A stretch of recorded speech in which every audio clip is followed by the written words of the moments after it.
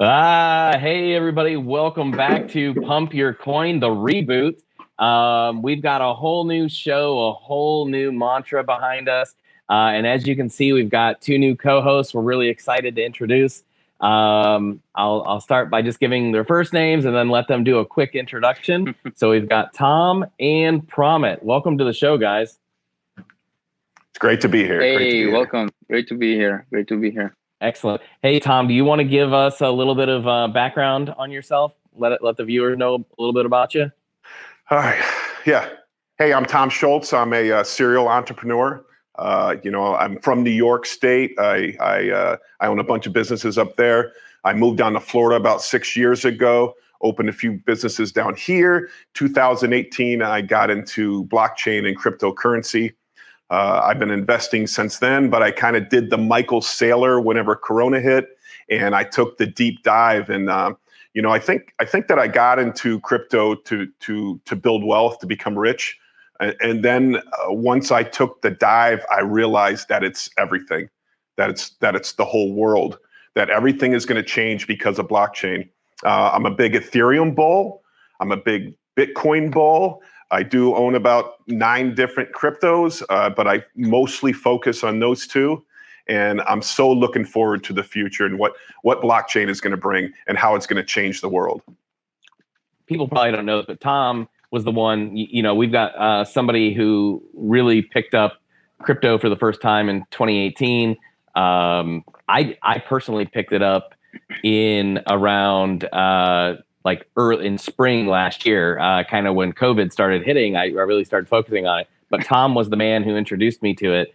And when he told me about it, and the reason I think I went so far down the rabbit hole so fast, I mean, like you said, thousands of hours of research. Tom did not just say, hey, go buy some Bitcoin. Tom was like, no, dude, you don't understand. Like, there will be no Amazon in the future. It will all be decentralized and nobody will own it. Everybody will own it. I'm like, I have no idea what you're talking about, dude. But let me see why you're so passionate about this. And so that was my introduction to crypto as well. So thank you, Tom. I'm here for you, Justin. I'm here for you. Thanks. And Promit, why don't you tell us a little bit about yourself?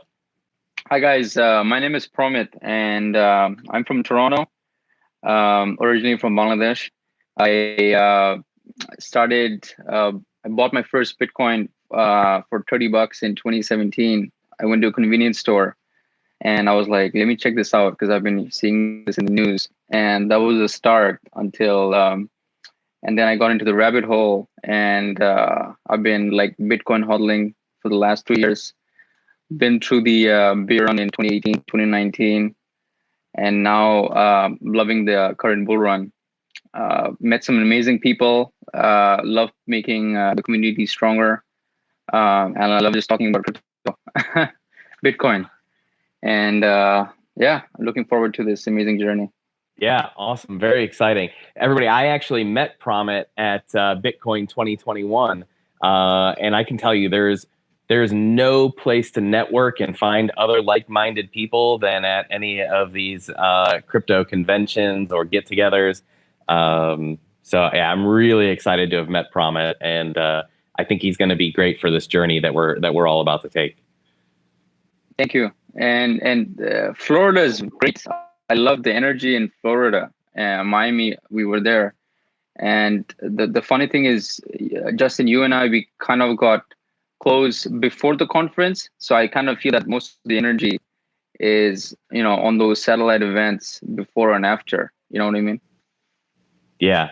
People need to definitely make sure, if you're going to the Cardano summit, in September, make sure you take advantage of those pre-event get-togethers, and any time that you can get together with that group afterwards would be ideal. All right, guys. So I told you there was some new programming coming. We're going to have some different content. We're really going to try hard to get daily content out to you guys to make sure that you're aware of kind of everything that's happening in the space, that you're up to date on the latest news. You've got kind of a full different spectrum of views on Cardano, Ethereum, Bitcoin, and then all the other altcoins out there. I would say it falls into the everything else category outside of those three, the top three. And then we'll be giving you guys some updates on NFTs and NFT gaming, and then just a few different contents. And then we're also going to be giving you guys, deep thoughts, some random, 30-second to 2-minute clips throughout the day. And those will hopefully just be enough to kind of get you through and get an energy shot. So with that said, today is Maxi Monday. And it's kind of an area where we really start to talk about defending our positions in our favorite cryptos. I think everybody's really passionate about their particular flavor of crypto. I think all of us are okay with the other ones, and I think we have ownership in the others, but we definitely are passionate. And so, Tom, I wanted to just turn it over to you. What are you thinking about on this Maxi Monday? Well, I mean, when I look to the future and I think about, what the future is going to bring us, what I see is, I use Coinbase in the US, and it's real simple to train from one asset to the other. It takes a second. It's free within the app. That's where I see the wallets of the future, right? So I'm going to have a wallet. It might be controlled by my bank once the bank gets involved with crypto. Some people don't like that. Some people do. It might be a Coinbase wallet. I don't know. I don't know where all my crypto and money is going to be stored in the future. I don't like storing it on hard drives. I'm just not at that level yet. I understand why some people do. I understand why exchanges do. But as far as me, I want somebody to hold my crypto. So the wallet of the future is going to be easily interchangeable. Each crypto seems to be going for a different geographic area. You got Cardano going in Africa. Ethereum's pretty much everywhere. But I do believe that Bitcoin is the purest asset of them all. I do believe that is the best, obviously 100% decentralized, the best crypto to own. But I think there's room for everybody else. I think there's more use cases. I think that, and Bitcoin could obviously get there, but the economic term is like the marginal propensity to consume, right? What is going to change your mind to go from one asset to another asset, or one product to another product? It's got to be dramatically better. And right now, Bitcoin just isn't that. I mean, it's purer, I agree, but it's not better right now for a use case. And Ethereum is better right now. I mean, it's expensive, but it's better. I mean, I look at it as like Bitcoin is Whole Foods, right? It's Whole Foods. It's pure, it's clean, it's expensive, but it's the best grocery store out there. But there's only 350 Whole Foods, right? Ethereum's more like Walmart, has 4,250 grocery stores, right? It's everywhere. Everybody's on it. And it's the middle road as far as costs. And then we have the cheap ones on the side. We got Family Dollar with like 10,000 stores, and that might be the Cardano or the Solana of the future. I don't know, but I think there's room for all of it. Man. I think there's room for all of them, and we're just going to trade between our assets and our wallets. And that's where I see the future going on crypto. Well, I'm going to let Promit talk about Bitcoin, but I definitely agree that Ethereum is the first mover, the BlackBerry of crypto. Cardano may be the Apple. The BlackBerry. The first network adoption. All right, Promit, what are you thinking? Obviously, he gave some good feedback about Ethereum, but so I'll try to break it down about Bitcoin and the pure form in 2 steps.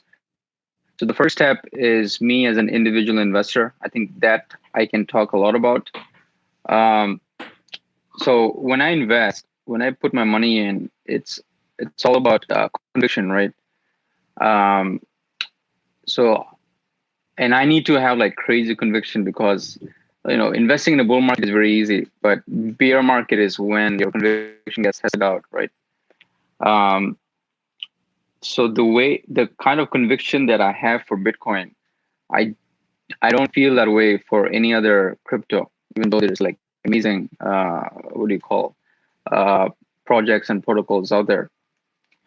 I think so. That's the reason why, like my money, friends and family money, and when I give advice to people, I tend to just stick to Bitcoin because that is the purest asset that I know. And that is something that I will put in and I can say with certainty that it will survive.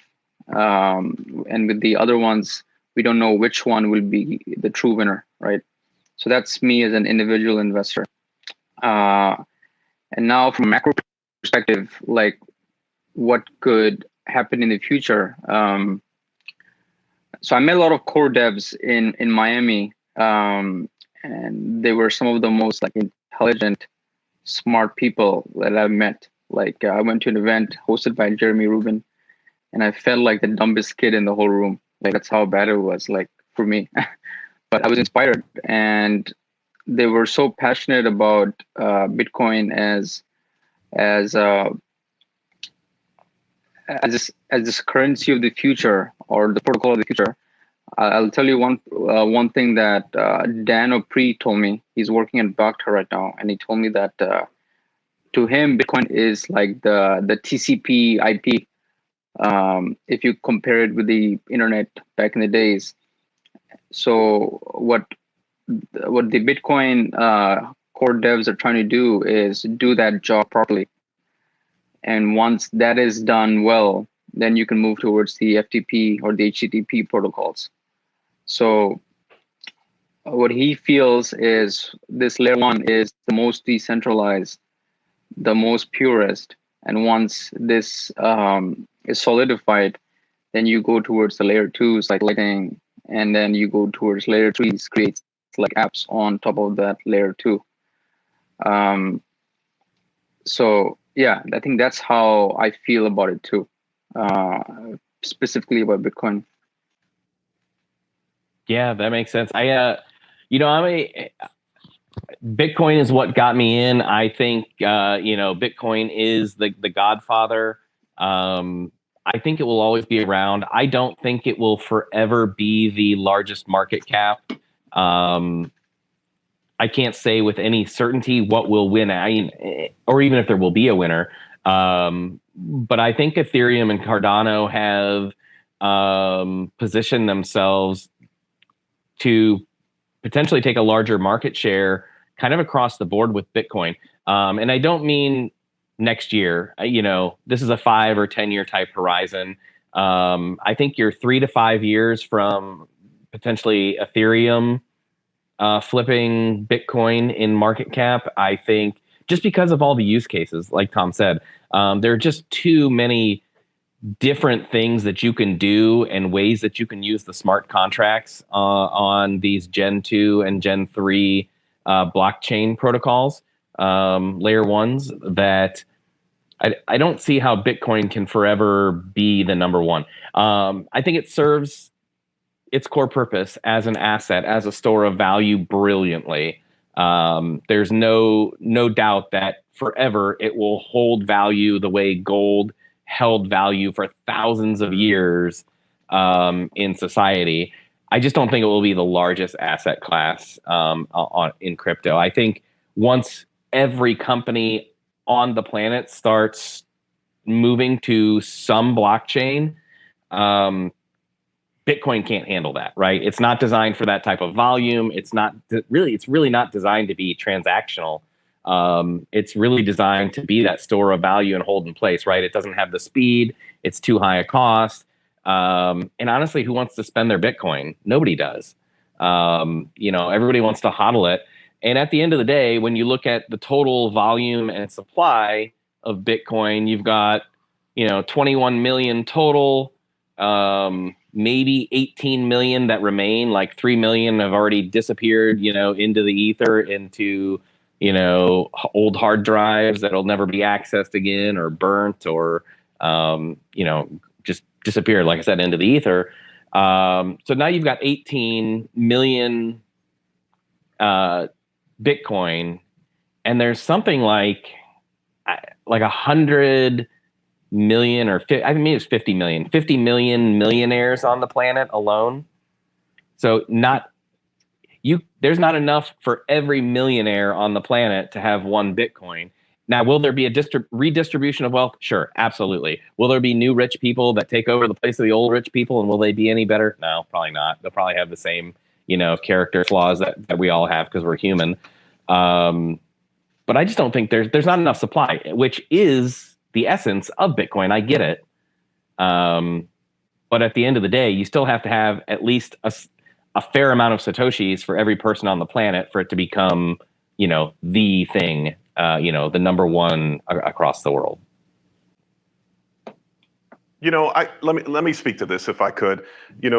I think that the truth is we don't frickin' know, right?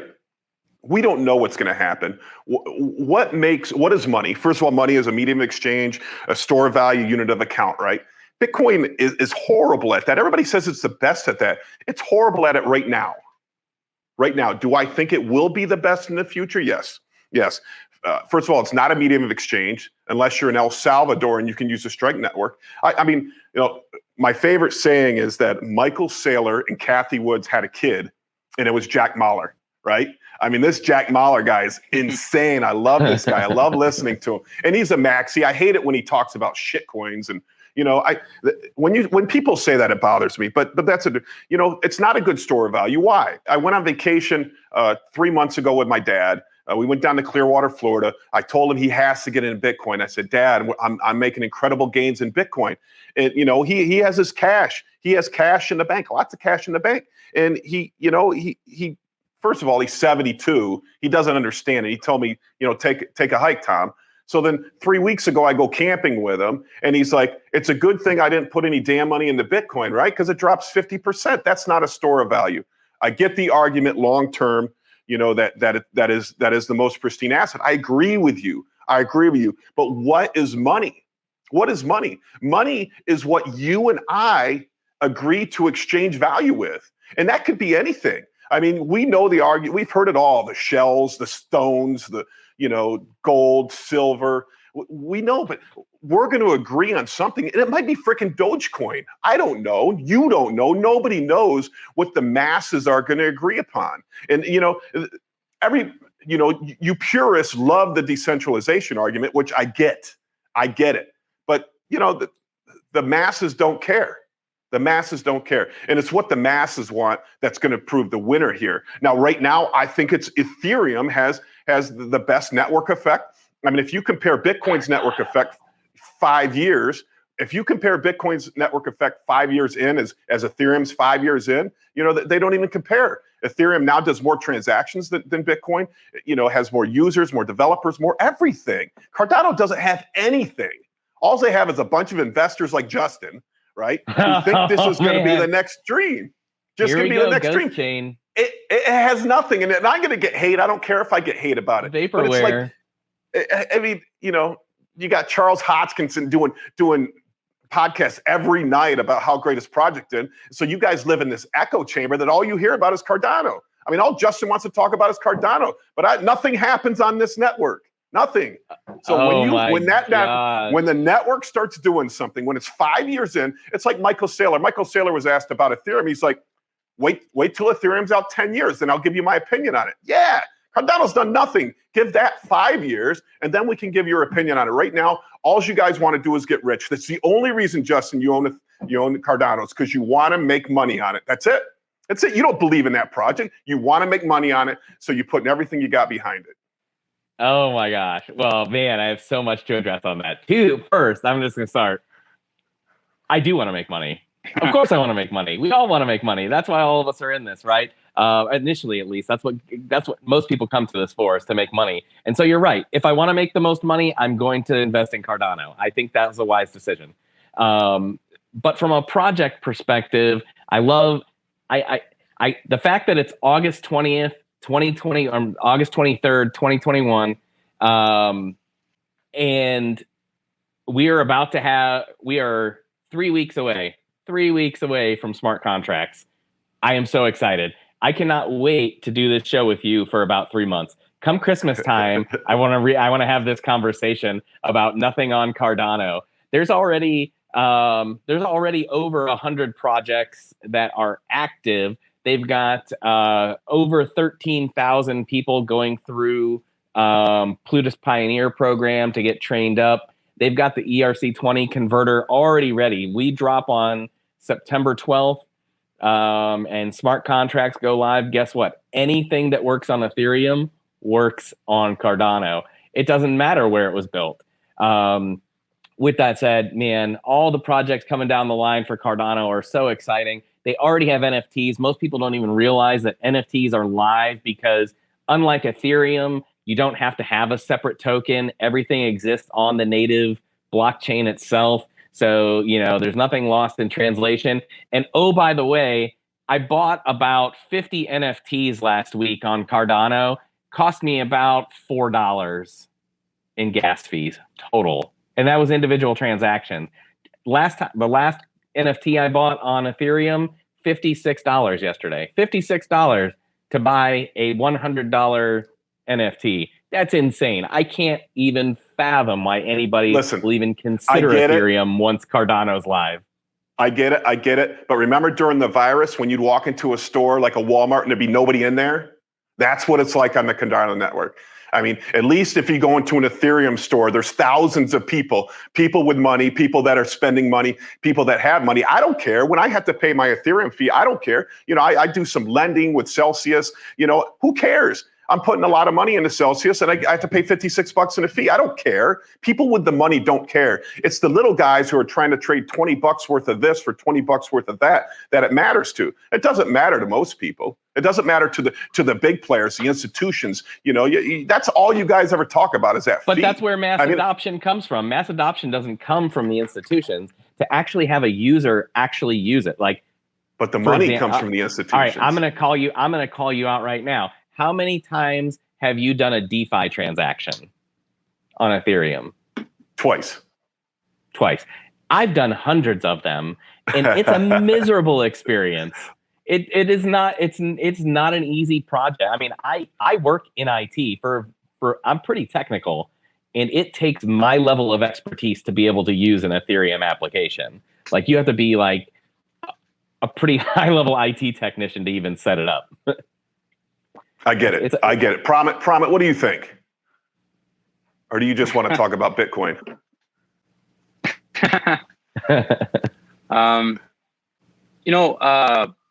I think one important thing about investments, if in the future, is focus, right?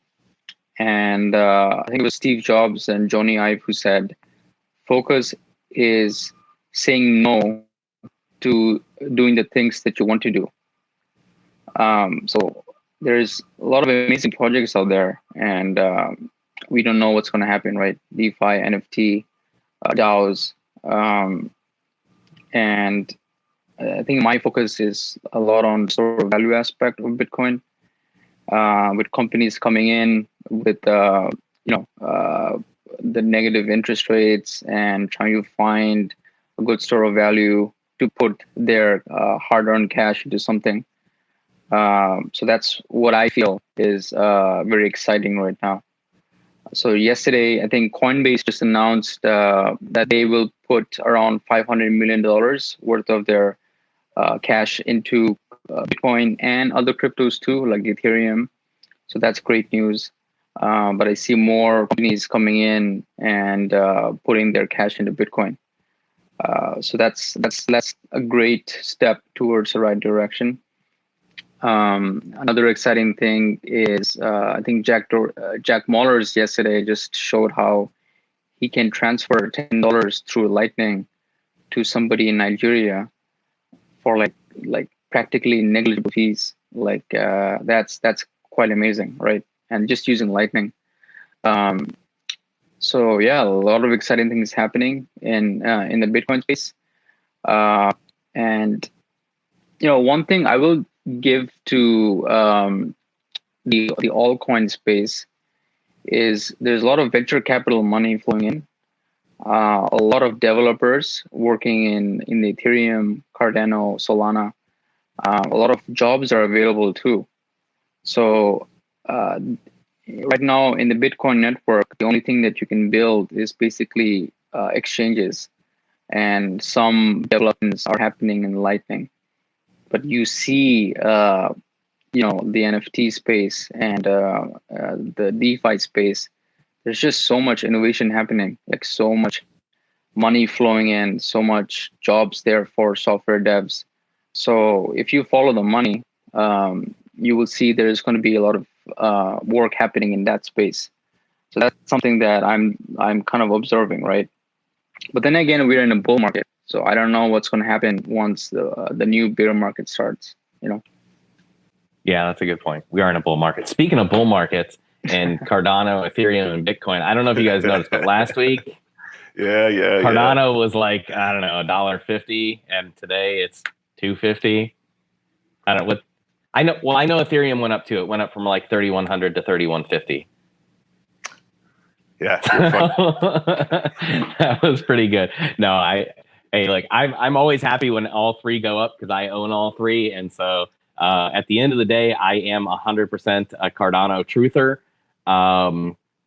But I'm definitely not putting all my eggs in any one basket at this point in time. We're just way too early in the game for me to do that. Yeah, I'll make it clear that I do have a small position in Cardano. I took it a while ago because I just didn't know who would win. So I bought some Cardano. But anytime that I put any money in right now, let's say I want to put $100 into XRP, which I never would. I would take 25 and put it into Ethereum, 25 to put it in Bitcoin, and then put the $50 in XRP. Every time I make an investment, I put it into Bitcoin and Ethereum. Every time. I do believe Bitcoin is the winner. I do believe Ethereum could also be the winner. And the rest, I think I'm just gambling on them. I'm playing the casino and hoping to win on the gambles. So you're betting on red and black. Absolutely. Absolutely. I like I'll say this. So one thing I noticed after going to the Bitcoin conference and meeting a lot of people in the crypto space is they do a lot of investments on altcoins, and they have all these projects in the altcoin space. But then once they make a little bit of money, or they want to cash out, they cash it out into Bitcoin and Ethereum, right? And that was something new that I noticed. And then I realized you're just making Bitcoin and Ethereum more valuable, And again, I try to look at things in a long-term perspective, putting both the bull cycle and the bear market as well. I think that action, when you kind of feel that all the investors in the whole world is doing that, that's just going to drive Bitcoin and Ethereum like in a crazy level that the other coins can catch up to, right? It's actually very important action that these investors are doing. That's something I realized, and I've never read them on the news, see that many people talk. What I love about this space is honestly how early we are in this. I mean, I know the three of us talk, my friends that I've got them to put money into, but man, you start talking about this in public, or you start having a little bit of knowledge about the printing of the money supply, inflation, communist countries, talk about how money changes everything. Nobody knows any of it. And I swear, if I put 100 people in a room, I'm only going to find about 2 people that actually are educated on this. We are so early in this space. I'm so super excited about this space. I just think it changed. I'm Jack Dorsey. It brings peace. It brings peace to the world. I'm 100% believe that, and we're so early on this. If you're not involved in this space, you're crazy. You don't see the future. You can't see the future. Yeah, we'll definitely have to hit that up.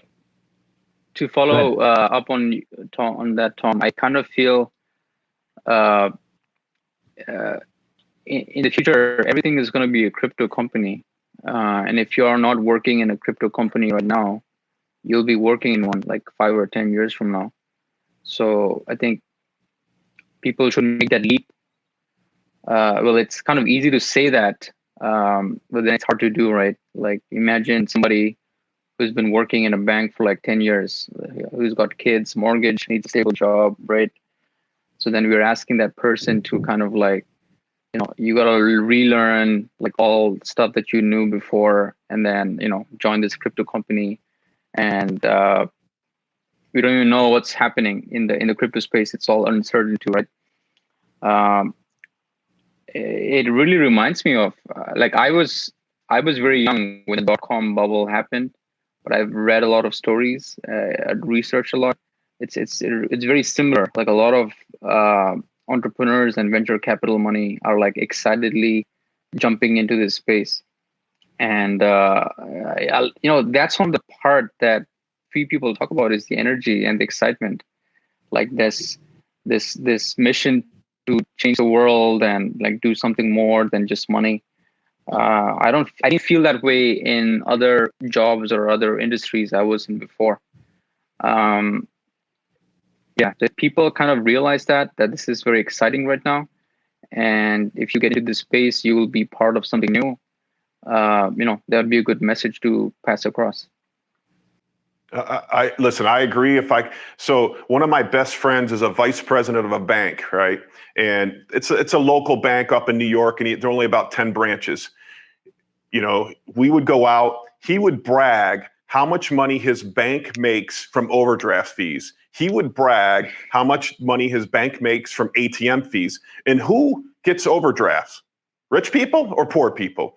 Who's using the ATM? Rich people or poor people? I texted him about a month ago and I said, hey, when is your bank going to adopt a crypto policy? Because I have a lot of crypto and I want to transfer it to your bank. You're the bank I use. He didn't know what I was talking about. The bank vice president, who should be paying attention to monetary policy, shouldn't be screwing over the poor people, didn't know what I was talking about, and said, hey, I'll get back to you on that. Let me do some research. It needs to be done. We're so early. Two thoughts on that. One, I'll start with bankers in general. I have a friend that's a VP of a bank as well, and he won't even use PayPal, Cash App, any digital online money transfer. So I have a feeling that and generally these people are like. If you're familiar with disc profiling, they're very high C's. That they're very analytical. They are completely they do not take any risk at all, and that's what's made them successful in their life. And so they get it, and so they don't take any risk. And so with no risk comes no reward. And maybe it's a tortoise and the hare thing. I don't know. And so maybe they're doing the right thing. I don't think they are, but I think crypto at the end of the day is where it's all going to be, and on the blockchain. And then the second thing was, something that Pramit mentioned or didn't mention, but mentioned to me, is that it's amazing. And you've mentioned this actually, Tom. Actually, Tom, you were the one that mentioned it, not Pramit. I'm sorry. We had started a few crypto businesses, and we brought in some very technical people who are, at the top of their game, high level architects, engineers, developers, and none of them had any clue what blockchain was, what Ethereum was, what Solidity, programming language, anything. They didn't know any of that.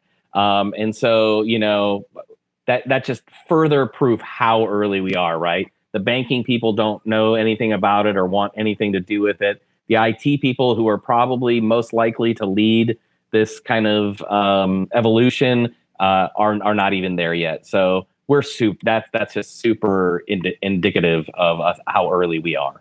All right, guys. I think this was a really cool first show. A great Maxi Monday. We had an opportunity to kind of at least initially defend our positions, talk through a little bit. I'm really excited to start the next show and to get some regular content out to the viewers. If you guys haven't already done so, please make sure you like and subscribe to the channel, and we will see you next time. Boom.